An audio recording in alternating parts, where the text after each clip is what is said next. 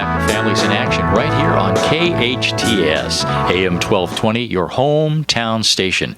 Cary, we're talking about addiction, the effects on family and family systems, and we were just, before we went on break, we were talking about the various roles that family members play in this, and these are unhealthy roles that we're talking about here. The first one we talked about was the rescuer enabler, and obviously which is one of the most dangerous, because if we rescue them and we don't let them hit bottom and we keep enabling them to continue to do what's bad, only bad things can happen.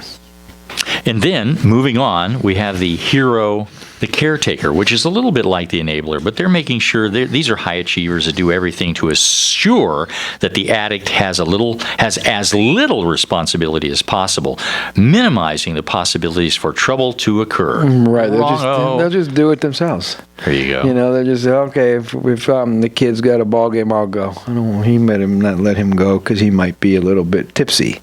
You know, if a chore needs to be done, they'll do the chore. If somebody needs to take the dog to what, they're going to do that. They just don't want him or her around. They want to protect them or protect the world from him or her. And the next one we have is the adjuster, the lost child. Behaves apathetically. Check out. To distance themselves from the pain. They don't want to be there. And you know what? I see that mostly in children. Sure, because they don't know how to deal with it anyway. If there's a mother or father or a younger or an older sibling, I mean, they could just check out. They don't want to deal with the pain. They make a decision somewhere when lying in bed and crying that they're not going to feel that anymore. And they just check out. They don't want to be part of it. They hide out and they go to their friend's house. They hide out in school. They get, you know what I mean? And look at the toll that takes on that person. Oh, yeah. That's not a healthy way to deal with things. No, but I see it quite often. That's a big one. Yeah. How about the scapegoat, the rebel? They draw attention away from the family's primary problem of dependency through delinquency or acting out.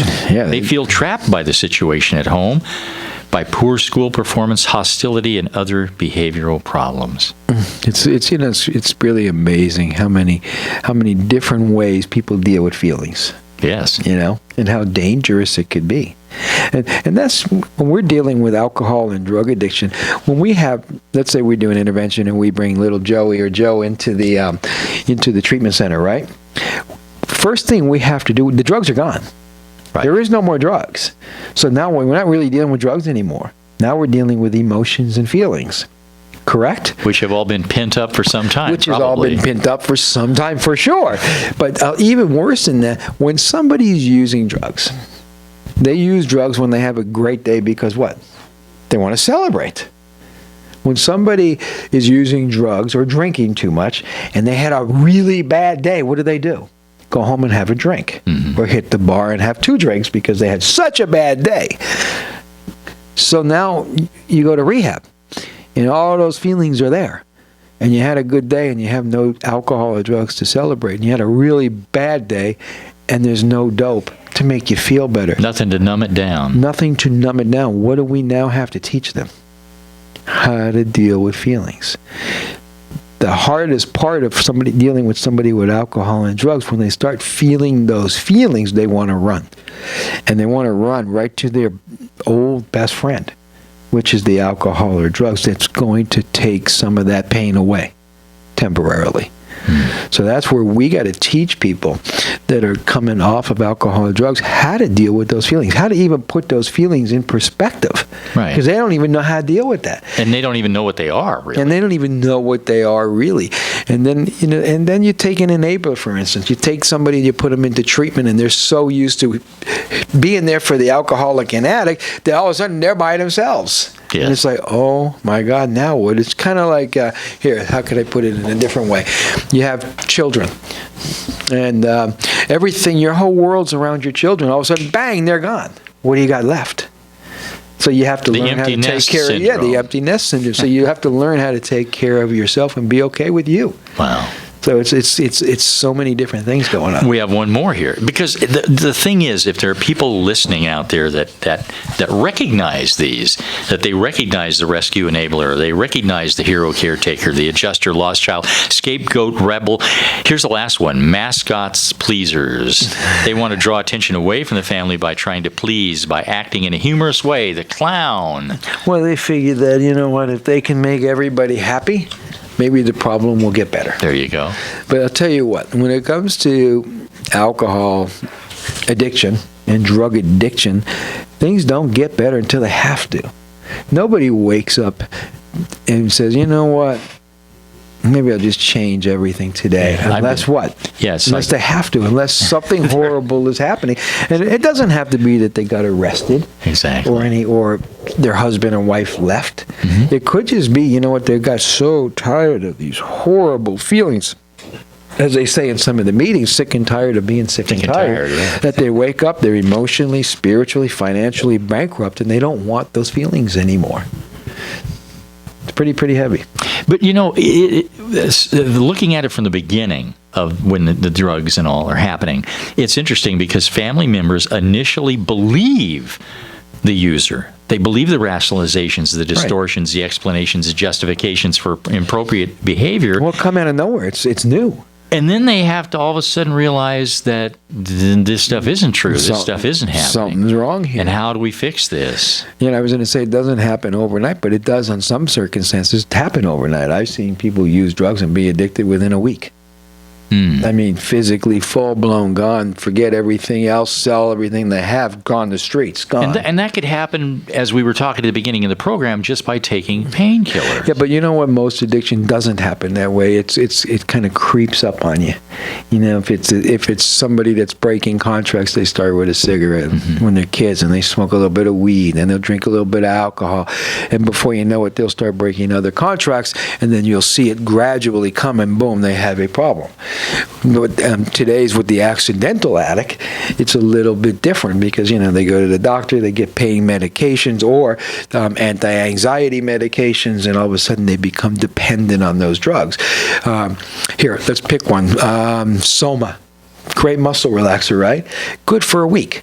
After a week, you have a dependency, a physical dependency on that drug. Xanax, Ativan, same thing, great thing. But if you're taking more than you should, after a short period of time, you become addicted to that. You have It's that feel-good feeling that you get for a moment, and you don't think it's ever going to run out. And opiates, the same thing. Right. You know, they're meant for short-term pain relief.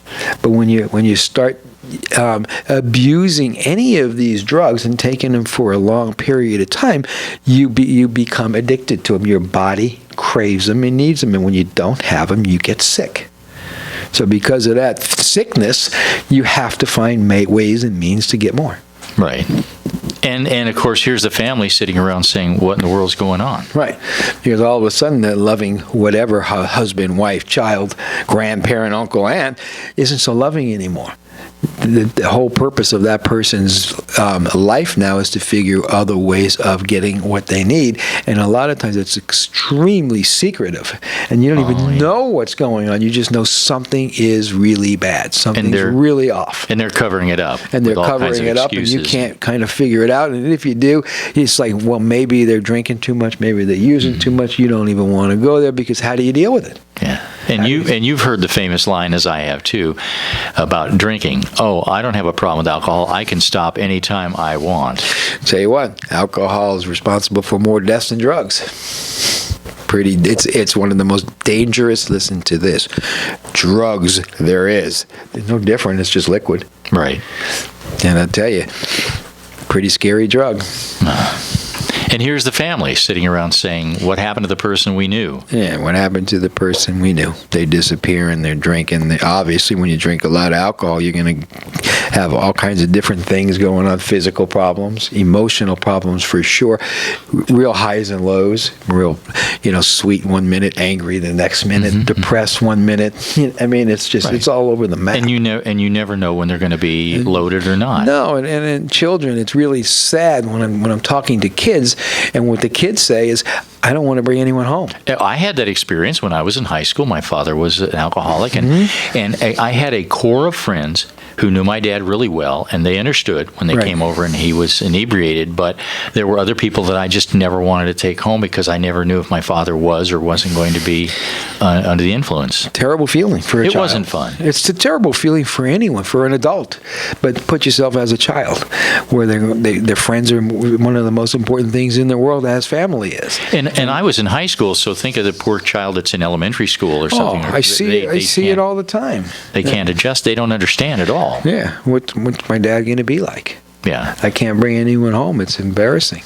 Yeah. So, and then my friends. That's extremely sad if you think about it. Sure it is. And then then sometimes their friends are going to say unkind things to them at school about their mom or their dad or whoever. That's true. Or their brother. So I come from that kind of a family too. My father had a problem with alcohol or drugs. I never knew if he was even going to be alive. He didn't live with us, but he'd call me up so loaded that I know he would be dead in the morning. I mean, it's just kind of one of those things. But for a kid, that's pretty hard stuff to deal with. What a horrible thing to have to live through. I'm telling you. Yeah, it's rough stuff. So when we're out there doing what we're doing, remember this. Hey, you might have a love affair with your alcohol or your drugs, but really what's the most important thing? And at the end of the day, I think the most important thing in everyone's world really is family. Mm-hmm. And we got to look at what comes between us and our family. And here's the hard thing that we really need to say to the listeners out there who are family members of someone that's using drugs or alcohol, and that is, take care of yourself. You are most important. You can't take care of them. No. You can't. No, and if you try to, you will drive yourself crazy and make yourself sick doing it. The only person in this world that I can change is me. By the way, that's why intervention works. Because when you're sitting around in a room and you're telling everybody I love you and I want us to get help. And by the time they say no, well then you bottom line them, that's you. If you don't, I'm leaving. If you don't, I won't see you anymore. If you don't, you won't work here anymore. By changing us and getting stronger, we then have effect on that person that's drinking or using. They're going, now I'm backed into a corner. I better change. They have. And that's the part that families don't want to have to say. Yeah. Well, you know what it is? A lot of times people are so afraid to do that kind of thing because they don't want the person that they're talking to not to like them anymore.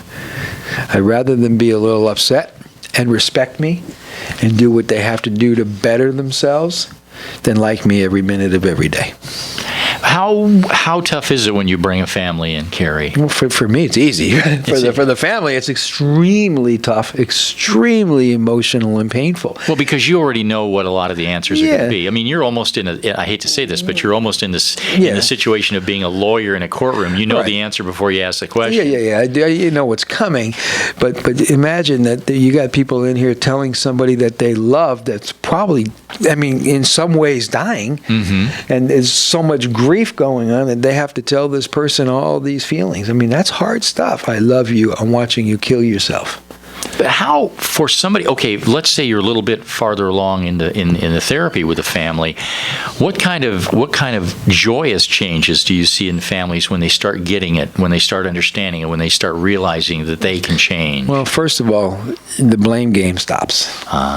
Because I see so many people that blames themselves and feel so guilty for all the stuff that's going on. First thing is you got to forgive yourself and figure out, hey, maybe it's not me. Maybe it's alcohol and drugs or whatever the deal is. Let's blame it on the real culprit and put it in perspective. When we do that, we can make changes. Same with an alcohol or addict. When they stop blaming the whole world for what's going on with them and they start taking responsibility, change happens. Then you could forgive, you can take care, you can move on in life.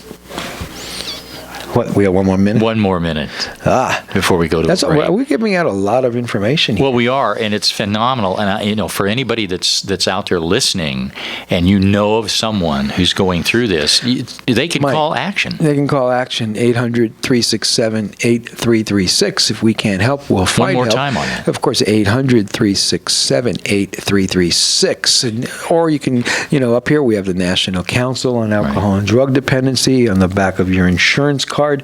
There's phone numbers. You can talk to your clergy. There's definitely you don't want to try to do this by yourself.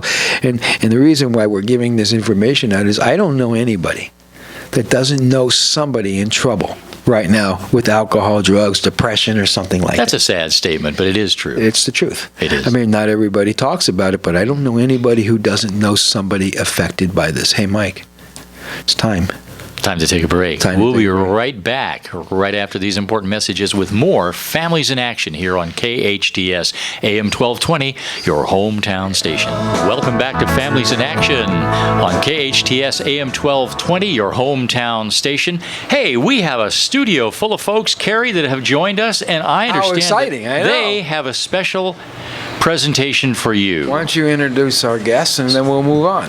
We're sitting next to me is James Allison. You're an elder at the First Presbyterian Church of Newhall. Is that correct? Yes, that is correct. And sitting next to you is Pastor Bill Barnes, who's with also the same church. He's your boss, right? He's my boss in the different Presbyterian system.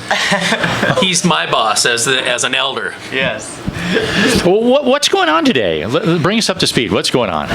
Well, at our church and the mission committee, we love what you folks do over there at Action Family Counseling, and we look in different ways that we can assist the community in types of projects that you folks do. So we're here to give a financial contribution to Action Family Counseling. Now, be careful about giving him money. cool. It makes him crazy.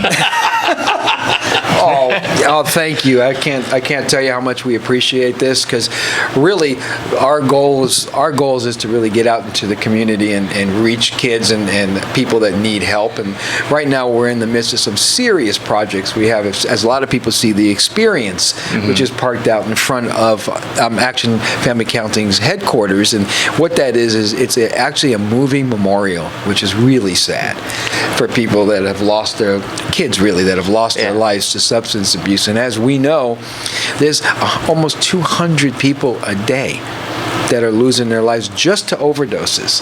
We're not even talking about homicides, suicides, car crashes, and so on. We're just talking flat out overdoses. So we're really on a mission right now to reach out to the communities, every community, and say, look, we're losing lives. We got to do something. So this is how we can do that. Yeah, definitely. I've personally seen it too in the community, and I've known some close relatives of mine that have gone through the program and have come out with tremendous gains from what you folks do out there. So thank you very much. And that's good to hear, because we know that and I was talking to Action the other day and all the counselors that we're out there and we're saving lives, as you guys do. But you don't always know that. You see the ones that you lose, and you go to the funerals and it makes you feel horrible. But the successes is what really makes it worth everything that we do. Yeah, definitely. And, it's a privilege to be able to not only get the help that you folks do out there, but also we look forward to future financial contributions that we can assist you folks and the message that you give out to the community, because, like you said, it is a great need out there. And to have this for our community is definitely something that's priceless. And I know that you two were both listening to the show as you were driving in here, right? So we were talking about what Action does not only for the addict, but for the entire family, which is so important, because what is Santa Clarita? Santa Clarita is all about families, isn't it? Oh, definitely. And your church is all about families. Definitely, yeah. In fact, I think that the mark of Christians is to involve themselves in a community where you are providing God's love in action. And so having you as our advocates, we help to provide what we can for that, and it's very important to us. It sure does. It takes a village, and I believe that I've been doing this now for 30 plus years, and we're involved in a lot of different cities, but I haven't seen a city step up like Santa Clarita anywhere ever. I mean, from the clergy to the city to the schools to the sheriff to the radio station and all that. I mean, people say, "Oh, you got a drug problem in Santa Clarita." We have no more of a drug problem here in Santa Clarita than any big city, but we talk more about it here in Santa Clarita because we want to do something about it. We we want to save lives. And we know that often people will go to a church first with a problem like this because they don't know where else to go. So isn't it nice to know that you have a resource like this right here in town that you can pick up the phone and boom, you've got a connection? Very much. You guys could share my mic. I don't. We're playing microphone. Yeah, roulette we here. were doing that too. Let's bring Jerry on for a second because she's hiding in the corner there. But Jerry, isn't that exciting? As a Action Family Foundation board member, we've been working on the experience now for a couple years, and we're very much, we don't go out and raise funds in the community. We've got the Sober High School and the Action Tide program, and we work really hard behind the scenes to go to our friends and family for the money and use our own gifting back to the community to help this out. So when we get a check like this is like the lotto for us. I mean, so excited, especially James, I need you from the Habitat for Humanity project, the SCV Habitat for Heroes project that we Yes. created in the community many years ago. So it's great that we were able to circle back and around. And in behalf of the foundation, once again, this is just like for us hitting the lotto. I was just so excited when you called, and will take us, hopefully we'll get the experience out in the next 30 days. We're surely getting close to it, that's Yeah. for sure. But it's people like you guys that really make a Yeah. difference and help us be able to deliver the message to save lives that we need to deliver. Hey, Cary, when you introduced Jerry, you didn't say Jerry who? I'm not going to say. I'm going to let you. Oh. If people don't know Jerry, Well, there's different Jerrys out there. well, Jerry who? Jerry who? Well, Jerry happens to be one of the owners of the station that we're sitting here. You've got to impress her because Is that what you do? she's actually been the one that said it's okay to let Cary continue to be on the air here. Oh, that's it. Oh, I give you a hug, Jerry. Thank you. Yeah. But all kidding aside, every penny that we create through the foundation has been going to the different programs that are really behind the scenes that Cary doesn't talk about. There's Tuesday night at Canyon High, which is a free group for families and kids to come get the help in the community. Cary recently did an intervention and brought someone into the rehabs for free that could not afford it and was living in the wash. So there's so much behind the scenes, and we're really kind of under the radar with telling our own stories. So when things like this pop up, once again, you guys are amazing. We really look forward to a relationship going forward with you guys. Oh, well, thank you again for that compliment. And, we are greatly humble to be able to serve in this capacity. So thank you for what you do for the community. And we look forward to future relationships. And where are you guys located? Why don't you tell I us? was just going to say that. We're located at 24317 Newhall Avenue, right down a few blocks away from here, right across from the Veterans Memorial Park that you have there. And if you go check it out, I have a brick there. So. Oh, nice. Yeah, right? Not too many people. That's another one of my Passions. definitely. And your doors are open over there, so people are Always. welcome to Yes. come, and they're going to see a Always. smiling face greeting them, right? Yes, they'll definitely see us too, and a few hundred welcoming faces as well. There you go. Very cool. Hey, Mike.